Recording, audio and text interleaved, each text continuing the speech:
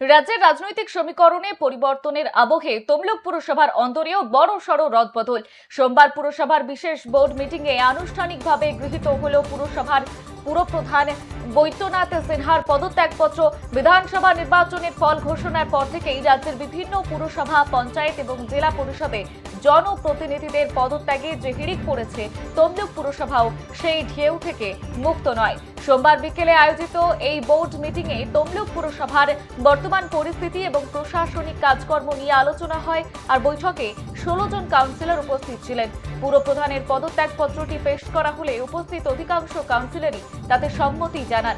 ফলে নিয়ম মেনেই তার পদত্যাগপত্র গৃহীত হয়েছে। এদিন বৈঠকে সকল কাউন্সিলর উপস্থিত ছিলেন না। বিশেষ সূত্রে খবর পাওয়া যাচ্ছে 20 নম্বর ওয়ার্ডের কাউন্সিলর চঞ্চল খাড়া এবং কানাইলাল দাস বর্তমানে বিচার বিভাগীয় হেফাজতে থাকায় বৈঠকে আসতে পারেননি। এছাড়াও 4 নম্বর ওয়ার্ডের কাউন্সিলর বিমল ভৌমিক এই গুরুত্বপূর্ণ বৈঠকে অনুপস্থিত ছিলেন।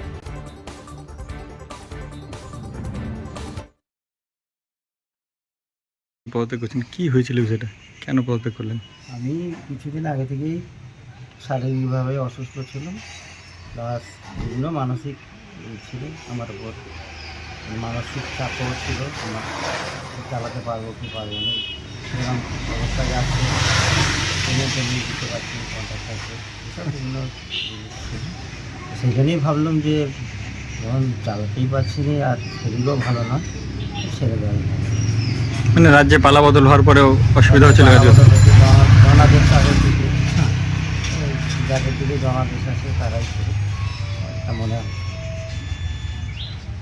আজকে কি বোর্ড মিটিংয়ে সেটা পাস হয়েছে? হ্যাঁ, পাশে এরপরে অন্য কোনো দলে যাওয়ার সিদ্ধান্ত বা কিছু? না, সেরকম এখনো কিছু হয়নি। আজকে বলছি, আজকে বোর্ড মিটিংয়ে চেয়ারম্যান তামিলনাড়ু পুরসভার চেয়ারম্যান পদত্যাগ করলেন, কি বলবেন, কি হয়েছে আজকে? পদত্যাগ উনি একটা লিখিত জমা দিয়েছিলেন গত 24 তারিখের ডেটে বোর্ড অফ কাউন্সিলরের কাছে, যে উনি পদত্যাগ দিতে চাইছেন, কিন্তু কী কারণে কী বৃত্তান্তে সেটা আমাদের কাছে জানা নেই, বা আজকেও উনি বলেননি যে কী সঠিক কারণে উনি রিজাইন দিয়েছেন। তবে আজকে বোর্ড অফ কাউন্সিলরের মিটিং ছিল।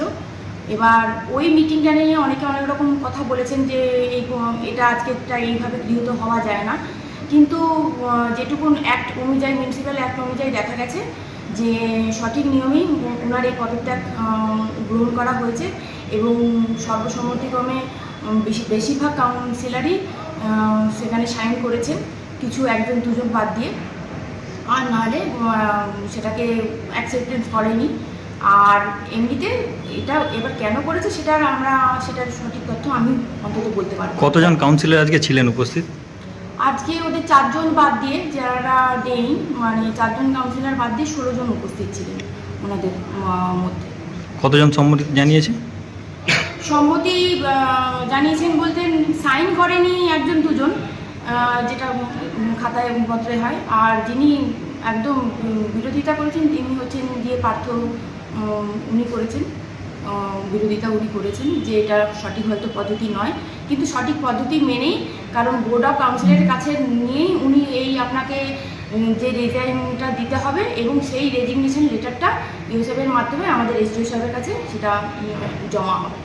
পরবর্তী ক্ষেত্রে কী হবে? এটা কি সেই জেলা পরিষদের মডেল করেই আবার এখানে বিজেপি ক্ষমতায় আসবে পৌরসভায়?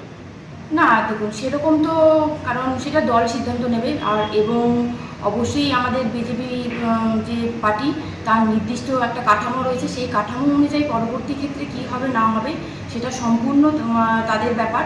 এবং এই কদিন হয়তো অনেকে বলতে পারেন যে কিছুটা হলো পরিষেবা দিতে ব্যাঘাত হবে বা কিছু হবে, কিন্তু যেহেতু আমাদের সরকার ডবল ইঞ্জিনের সরকার, এই কদিনে যেটুকুনটা ভাটা পড়বে সেই